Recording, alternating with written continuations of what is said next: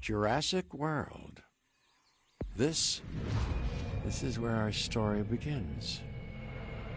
A scientific breakthrough without any consideration of the consequences.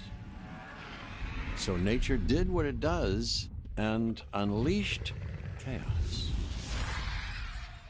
This time, we were deeper into the illusion of control, and the chaos brought something much worse.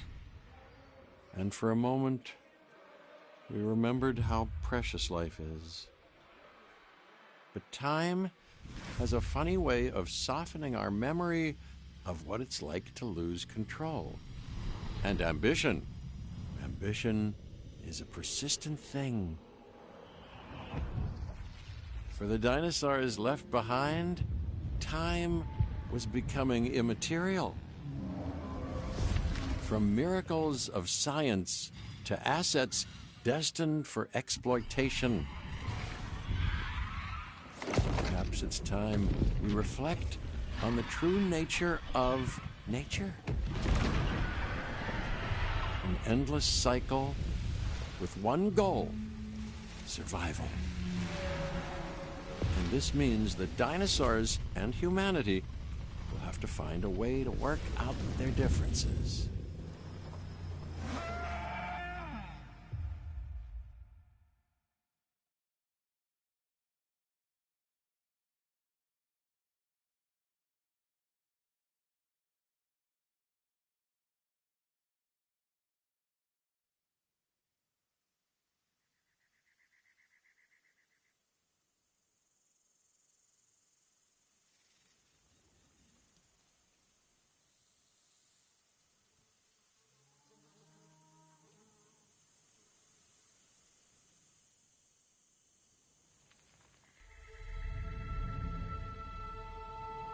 To us, a desert is a wasteland, devoid of anything but the most extreme examples of life. But creatures once thrived in these lands hundreds of millions of years ago. Given the geological history that we're dealing with, dinosaurs walking among the tumbleweeds isn't that much of a stretch. The current situation, where dinosaurs are running wild, is untenable to those in charge, well, those that think they're in charge. So we're left with a problem or an opportunity. This is where you come in. They've ignored my warnings before, but maybe this time with you, it's going to be different. I'm willing to embrace the uncertainty.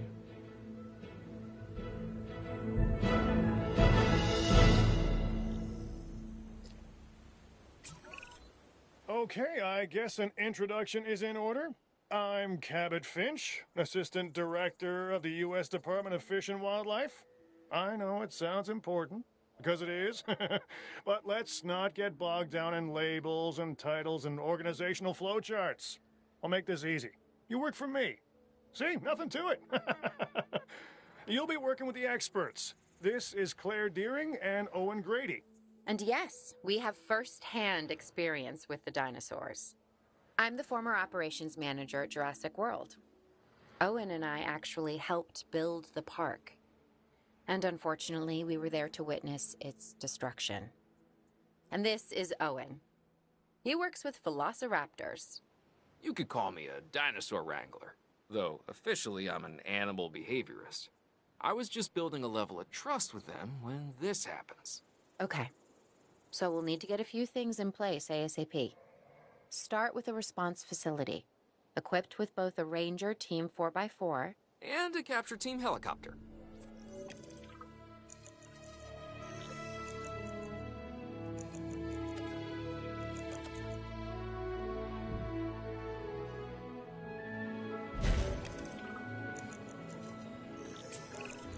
We are making excellent progress, so let's stay focused.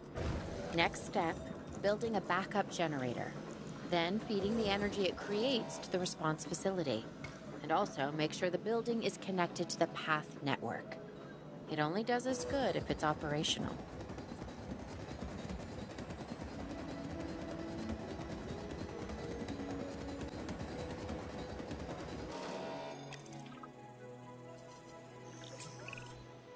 Hey, Claire. We may have trouble tracking this dinosaur from the ground, and even more trouble if we're lucky enough to find it. Then the sensible thing is to take a capture team helicopter. You can trank it from the air. See? I like the way I think.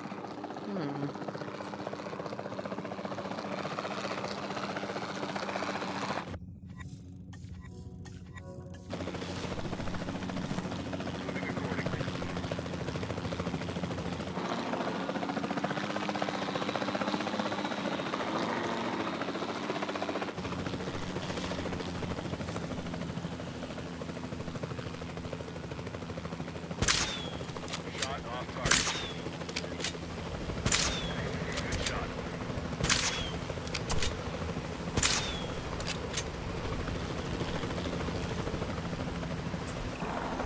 Claire, this is Owen. I copy you.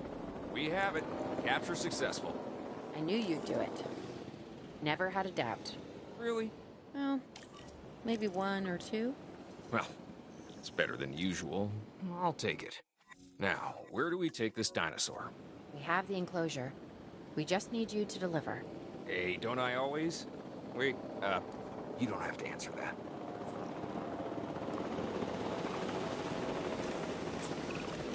John Hammond was concerned about what would happen if dinosaurs lived in the wild. It adds a whole new level of challenge, and perhaps opportunity.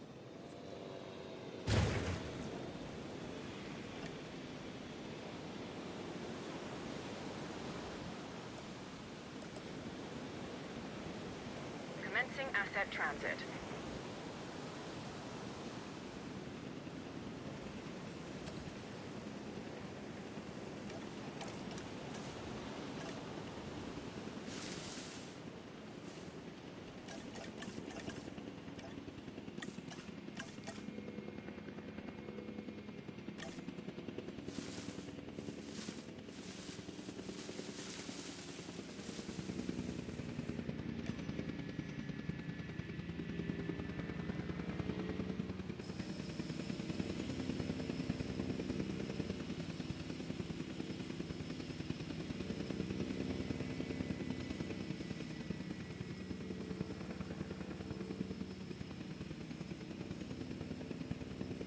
Asset transportation complete.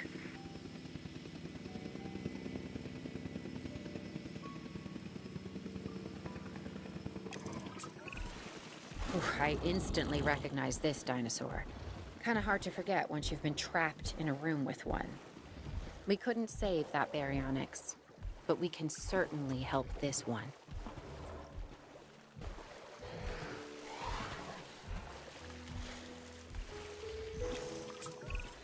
There's not a lot out there for the dinosaur to consume, so we'll need a feeder inside the perimeter of that enclosure. Hungry dinosaurs make me nervous. Can't disagree with you there.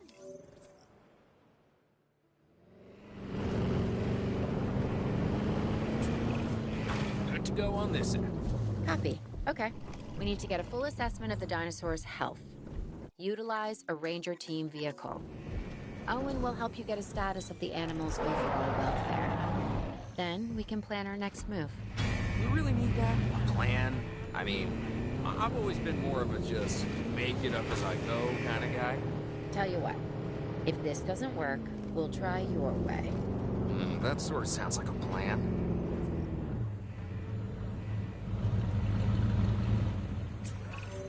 While we can't replicate what we had on the islands, we still have to do what we can to get the dinosaurs more comfortable with their current surroundings here in Arizona.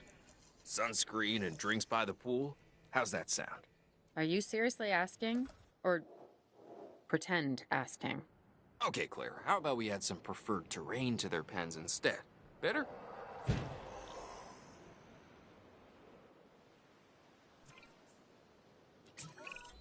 We've got to monitor these dinosaurs more closely. That means setting up a ranger post inside their enclosure. It sounds crazy, I know, but this'll work. Trust me.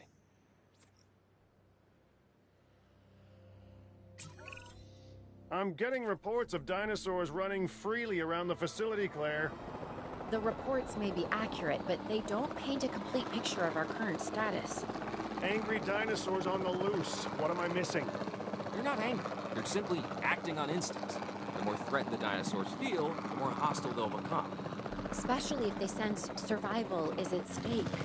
But it is. Both theirs and ours. Yeah, but only we know that. Now, anyway.